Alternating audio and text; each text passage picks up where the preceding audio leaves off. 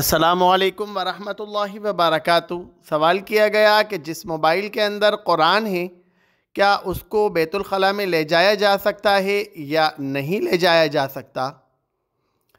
देखिए, ये एक इज्तिहादी मसला है और इस मसले के अंदर तमाम अइम्मा इस बात पे मुत्तफ़िक़ हैं कि जिस मोबाइल के अंदर कुरान है उसको बैतुल खला में ले जाया जा सकता है, अगर उसकी स्क्रीन के ऊपर सामने कुरान की आयत नहीं है तो।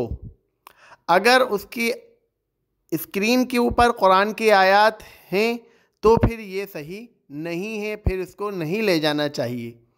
लेकिन अगर वो उसकी मेमोरी में है और बंद है तो उसको ले जाने में कोई हरज नहीं है।